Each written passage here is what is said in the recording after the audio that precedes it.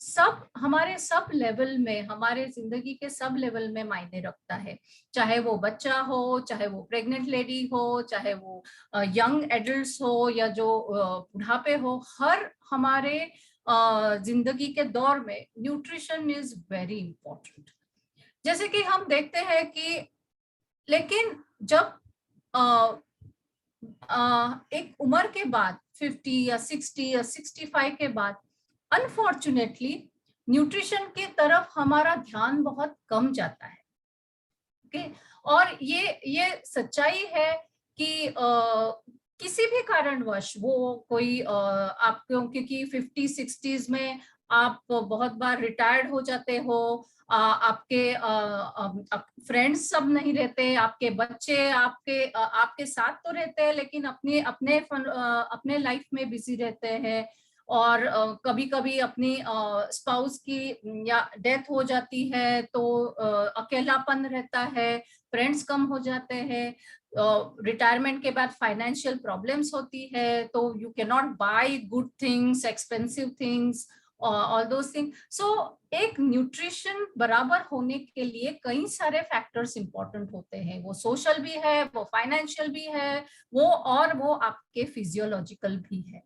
आप जैसे देखते हैं कि हम जैसे एज होते हैं, हमारे सब सब ऑर्गन्स भी एज होने लगते हैं। इट इज राइट, जैसे कि मैं आपको एग्जांपल दूं कि बाय द एंड ऑफ 70 साल से पहले ही आपके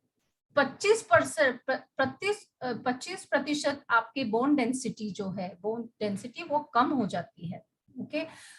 इसी तरह आपके हर एक ऑर्गन में कम होने, लिवर का वेट कम हो जाता है, आपकी किडनी का जो फंक्शनिंग है 80 साल तक वो आधा हो जाता है, जो आपका 35 साल या 30 साल में जो आपका किडनी का फंक्शन था वो 80 के आते आते आधा हो जाता है, तो उसके वजह से भी आपके बहुत सारे प्रॉब्लम्स आ सकते हैं। सो ये सब ध्यान में रखते हुए न्यूट्रिशन जो आपको लेना चाहिए वो न केवल 50 या 60 के बाद, यू हैव, वो आपको 30-35 के बाद, जब भी आप 30 की उम्र के हो जाएंगे तभी से आपको वो चालू करना चाहिए, कि आप देखें कि आपका डाइट बैलेंस्ड है या नहीं, उसमें आप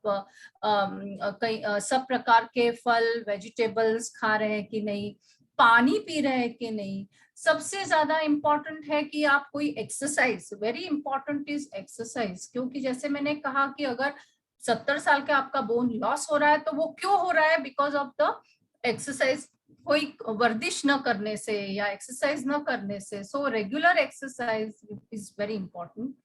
और जो जैसे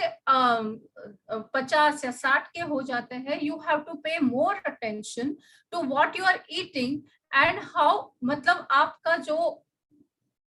जो आप मेडिसिन ले रहे हो, या जो डायबिटीज की हो, या हार्ट की हो, या ऑस्टियोआर्थराइटिस की हो, या कोई भी आपकी जो बीमारी की मेडिसिन होते हैं, वो भी आपके न्यूट्रिशन को इम्पैक्ट करता है। जैसे कि मैं आपको एक सिंपल एग्जांपल देती हूँ कि हम सब एंटासिड खाते हैं, कभी भी एसिडिटी हो जाए हम एक एंटासिड खा लेते हैं, और एंटासिड खाने से क्या होता है कि हमारे जो गैस्ट्रिक में जो B12 या बी कैल्शियम या आयरन की एब्सॉर्प्शन है वो कम हो जाते हैं। ऑलराइट, सो आपको ध्यान में रखना चाहिए कि एवरी मेडिसिन, एवरी ड्रग आप लेते हो, चाहे वो एक कोई कैस्टर ऑयल, जैसे कॉन्स्टिपेशन के लिए बहुत बार सीनियर सिटीजन कैस्टर ऑयल लेते हैं, बिकॉज बहुत बार कॉन्स्टिपेशन की या कब्जी की हमें भी तकलीफ रहती है, तो कब्जी में castor oil is suppose to be very natural way of कि आप उससे कब्जी से राहत मिले आपको। लेकिन वो जो कैस्टर ऑयल जब लेते हैं उसके कारण हमारे शरीर में से, हमारे अतड़ियों में से जो विटामिन, फैट सोल्यूबल विटामिन रहते हैं, जैसे कि ए या डी या ई के या कैल्शियम फास्फोरस, ये जो रहते हैं उनका एब्सॉर्प्शन नहीं होता है। ऑलराइट, सो ये सारी डेफिशिएंसी, आप जो भी मेडिसिन लोगे, जो भी उसका कोई ना कोई एक दूसरा पहलू रहता ही है, और ये कवर अप करने के लिए आपका न्यूट्रिशन, आपका आहार उतना ही सख्त होना चाहिए। आई वुड से कि आप जो भी खा रहे हो वो न्यूट्रिशन डेंस हो, और जंक फूड कम कीजिए, पानी ज्यादा पीजिए, ज्यादा fruits, 2-3 servings of fruits, vegetables, अच्छी अच्छी हरी सब्जियां खाइए, टहलिए, रोज टहलना बहुत जरूरी है, बाहर एक्सरसाइज करना, फिर वो योगा हो या कोई कोई आपको जो अच्छा लगे, योगा हो या वॉकिंग हो या लाइट डंबल्स हो, स्विमिंग हो, जो भी है, यू कैन स्टार्ट टेकिंग और you can do the exercise. I think that's a very important, ये करना बहुत जरूरी है।